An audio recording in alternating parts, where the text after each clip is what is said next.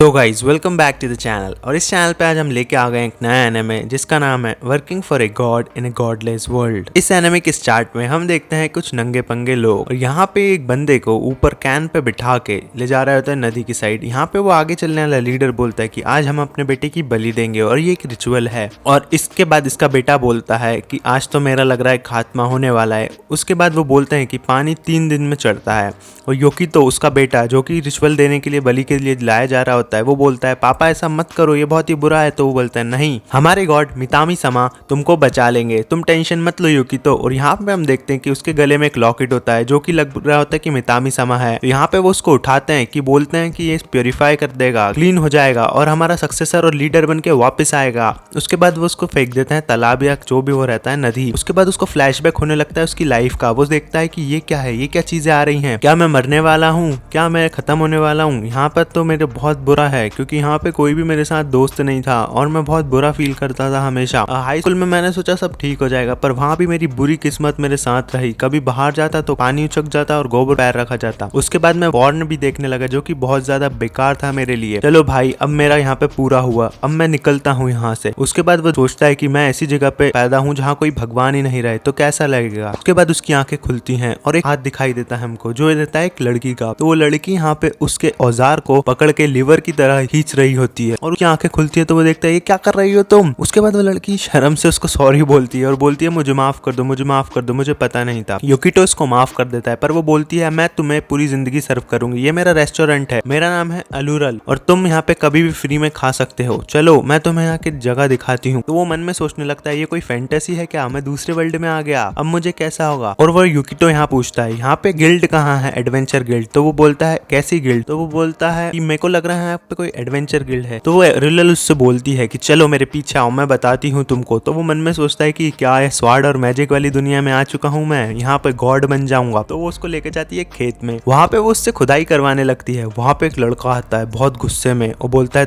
तुमको एल ने बचाया है ना, अगर तुमने किसी भी लड़की पे उंगली भी रखी तो मैं तुम्हारी पुंगी बजा डालूं। इसके बाद उस लड़के का नाम बताया जाता है रॉय और उसके बाद आता है क्लैन का लड़का। वो बोलता है मैं तुम्हें काम देता हूँ बहुत ही तगड़ा। उसके बाद वो उसको एक हथियार थमा देता है और बोलता है ये लो, इससे तुम्हें कुछ करना होगा। तो वो बोलता है क्या, गॉब्लिन्स को मारना होगा। और अगले सीन में हम देखते हैं कि वो उससे अंगूरों को कटवाता है और वो यहाँ पे पूरे पेड़ों के अंगूर काट देता है जो कि बहुत ज्यादा हो जाते हैं। तो वो बोलते हैं इतने सारे तो हमारे कुछ काम के नहीं है, तो वेस्ट हो जाएंगे। उसके बाद वो एल के बार में जाते हैं और जो उसका रेस्टोरेंट रहता है वहाँ पे उसकी बड़ी बहन रहती है और वहाँ पे वो अंगूरों से दारू बना लेते हैं और बहुत सारे लोग और दोस्त साथ में बैठ के मस्ती करते हैं और दारू ही दारू पीते हैं और फेंकते हैं दूसरे पे। यहाँ पे उनको पता लगता है कि एलूरल जो लड़की है उसकी एक बड़ी बहन भी है। और यहाँ पे योकिटो सोचता है मैंने इतनी मेहनत करी, खुदाई करी, मुर्गियां पकड़ी, क्या क्या नहीं करा और मैं ये काम कर रहा हूँ यहाँ पे, मुझे तो लग रहा था कि मैं स्वाड और मैजिक करूंगा। उसकी बड़ी बहन का नाम रहता है सिल्यूरल। इन दोनों को सब प्यार से एल और सल बोलते हैं। तो यहाँ पे वो वाइन पीता है तो उसको मजा आता है। उसके बाद वो सब पार्टी करते हैं और वो चिल्लाने लगता है कि मेरी तलवार और मैजिक वाली दुनिया कहाँ गई। फिर वापस से वो खुदाई करने लगता है खेत में। यहाँ पे एक भाई भागते हुए आता है, बोलता है भागो भागो मॉन्स्टर आ गया। उसके बाद वो देखता है एक मॉन्स्टर जो कि व्हाइट कलर का होता है, बड़े बड़े सींग होते हैं उसके। रॉय और वो साथ में खड़े होते हैं, बोलते हैं अब हम क्या करें। तो रॉय बोलता है रुक जा मैं भी बताता हूँ। तो वो एक किताब निकालता है और ऐसा लगता है कि वो जादू करने वाला है और ये देख के योकिटो बहुत ज्यादा खुश हो जाता है, बोलता है भाई साहब मजा आ गया। उसके बाद वो बोलता है भागो और वो वहां से भाग जाते हैं। उसके बाद योकिटो उस पर गुस्सा होता है और बोलता है साले हमको इतना डैमेज पड़ा पर हम तो वहां से लड़े भी नहीं, हम तो सिर्फ भाग के आ गए। रॉय से वो पूछता है तुम लड़े क्यों नहीं उससे। तो योकिटो यहाँ पे गुस्सा हो जाता है और बोलता है कि हमको लड़ना चाहिए था उससे, तुम साले भाग गए। और फिर योकिटो रॉय से पूछता है कि किताब में क्या है। तो वो बोलता है ये तो भागने के तरीके हैं इस किताब में। उसके बाद वो वहां पे उसके हाथ में लग जाती है तो एल उसका हाथ सही कर रही होती है। तो वो मन में सोचता है साला ये तो आम जिंदगी है, जादू से कोई घाव वाव भी ठीक नहीं होते इस दुनिया में, पर मेरी पहले वाली जिंदगी से तो बहुत ज्यादा अच्छी है। वहां पे मेरे कोई भी दोस्त नहीं था, यहाँ पे तो मैं काम कर रहा हूँ, दारू पी रहा हूँ और मेरे मस्त दोस्त भी हैं। उसके बाद वो एक कंपटीशन करते हैं जहाँ पे रॉय पास आउट हो जाता है दारू पी पी के और योकिटो जीत जाता है। एल फिर योकिटो से बोलती है मुझे लगता है गाँव के लोग तुम्हें बहुत ही पसंद करने लगे हैं और यहाँ पर तुम बहुत टाइम तक रहना। तो योकिटो बोलता है ऐसा कुछ नहीं है, पर ये वाली लाइफ ज्यादा बेटर है। यहाँ पे वो बोलता है मैं भगवान का शुक्रिया अदा करूंगा जिसने मुझे उस घटिया जिंदगी से इस दुनिया में लाया। पर वो बोलती है गॉड क्या होता है योकिटो। तो वो सोचने लगता है इसको गॉड के बारे में नहीं पता। उसके बाद वो जंगल में जा रहा होता है, वहां पे वो एक लाश देखता है किसी जानवर की, और वो सोचने लगता है कि इन लोगों को दफनाते कैसे होंगे, यहाँ पे कोई मर जाता है तो क्या होता है इस वर्ल्ड में जब कोई भगवान है ही नहीं। उसके बाद पीछे से वो देखता है एल और रॉय आ जाते हैं और वो बोलते हैं तुम इतनी जल्दी यहाँ क्या कर रहे हो। तो वो एकदम से उसके हाथ में देखते हैं जानवर को और बोलते हैं तुम शिकार कर रहे थे क्या। बोलते हैं बहुत ही बढ़िया यकीतो सान। उसके बाद यकीतो सान से रॉय बोलता है कि तुम और मैं भाई हैं राइट, तो मैं तुमको एक कमाल की चीज बताता हूँ जिसको बताने पर भी मेरी जान जा सकती है। वो इतना डेंजर है कि कुछ भी हो सकता है भाई, और ये बहुत खतरनाक मिस्ट्री है। तो यकीतो सोचता है ये तो कमाल की चीज बता रहा होगा। तो यकीतो पूछता है क्या है वो, तो ये रॉय बोलता है वो है बुक ऑफ सेक्स। तो वो यहाँ पे समझ जाता है कि कैसा इंसान है। फिर वो एक जगह पर जा रहे होते हैं, सिटी टाइप इंपीरियल विलेज की, इंपीरियल पैलेस से। तो वो रिमोट एरिया में रहते हैं जहाँ पे सुविधा नहीं मिल पाती, तो वो जाते हैं कुछ सामान लेने। उसके बाद वो बोलते हैं किसी से बात करना मत सिटी में। यकीतो सोचता है ऐसा क्यों। तो यकीतो और उन सबको वो लोग ऐसे देख रहे होते हैं जैसे कि वो कोई चोर उचक्के हों। पर वो जाते हैं दुकान पे जहाँ पे उनको बुक्स लेनी होती है।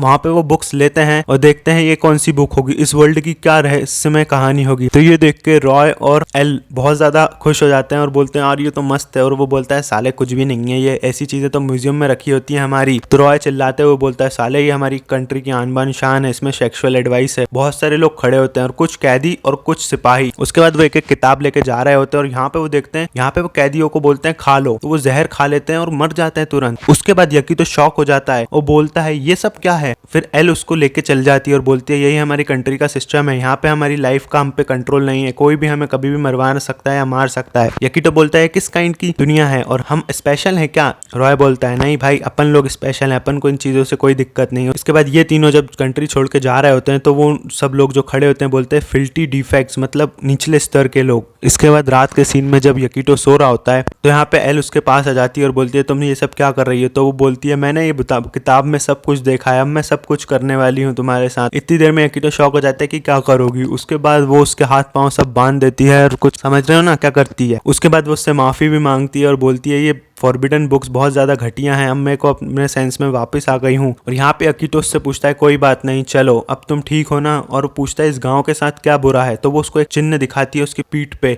जो लगा होता है और बोलती है कि ये बैनिश हो चुके लोगों का है कंट्री से, और हम यहाँ पे अलग एरिया में रहते हैं और हमको लोग बहुत ज़्यादा निचली आंखों से देखते हैं, हमको कोई इज्जत नहीं करता। यहाँ तक कि हम आपस में खुश रहते हैं, कोई हम बाहर के लोग हमारा मजाक उड़ाते हैं और हमको पसंद भी नहीं करते। पर जब से तुम यहाँ गांव में आए हो तुम सब, पर जब से यकीतो-सान तुम आए हो यहाँ पे, तुम हमसे अच्छे से बात करते हो, हमसे चिढ़ते भी नहीं हो, तुम बहुत अच्छे हो। तो वो बोलता है ऐसा कुछ नहीं है, मुझे कोई फर्क नहीं पड़ता ऐसे लोगों से, मैं तो हर लोगों के साथ अच्छे से रह सकता हूँ और तुम ही मेरे पहले दोस्त हो इस मेरी जीवन में। यहाँ पे वो उसका स्टोन देखती है जो उसके पापा ने उसको दिया होता है, जो मितामा समा का स्टोन रहता है। तो वो उसको दे देता है अल को और बोलता है ये तुम रख सकती हो, ये बहुत ही अच्छा है और यही एक चीज बची है मेरे पास मेरी पिछली जिंदगी से।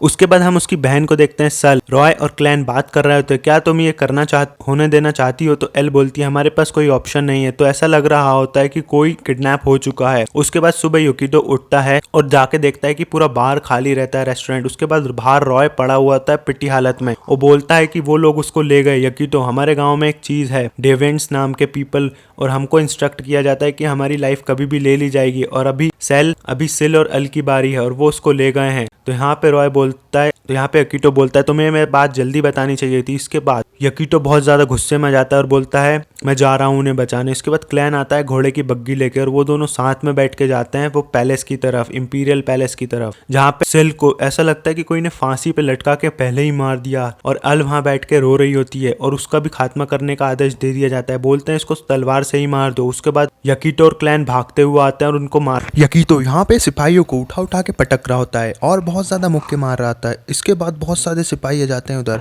वहाँ पे एक इंसान उससे पूछता है तू है कौन।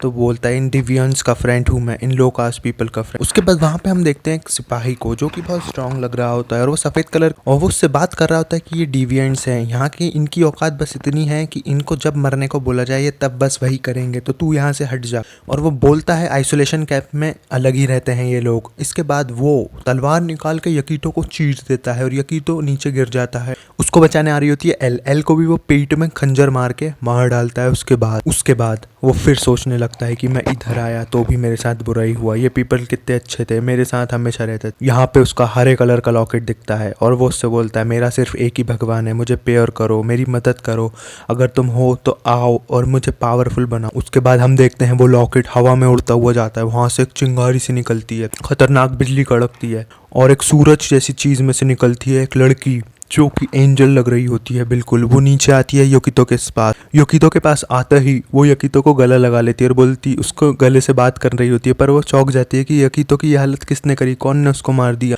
उसके बाद वो देखती है पीछे उन सिपाहियों को, इनको हटाना है, इनको क्लींस करना है। तो वो उसके बालों को निकालती है और सारे सिपाहियों को एकदम से गायब सा कर देती है और यहाँ पे सबके सब जिंदा हो जाते हैं। वो जिंदा भी कर देती है सबको और बोलती है यकीतो मैंने सबको जिंदा कर दिया। वो यकीतो उससे पूछता है तुम कौन हो, तो वो एंजल चिल्लाने लगती है कि मैं तेरी पास थी जिंदगी भर, तू पागल है क्या, मैं हूँ मितामी, तुम्हारे भगवान। इसी के साथ एपिसोड खत्म हो जाता है और हम देखते हैं कि एपिसोड 1 में बहुत सारी चीज़ें थी। तो एपिसोड 2 देखने के लिए चैनल को सब्सक्राइब करो, वीडियो को लाइक करो और मिलते हैं नेक्स्ट एपिसोड।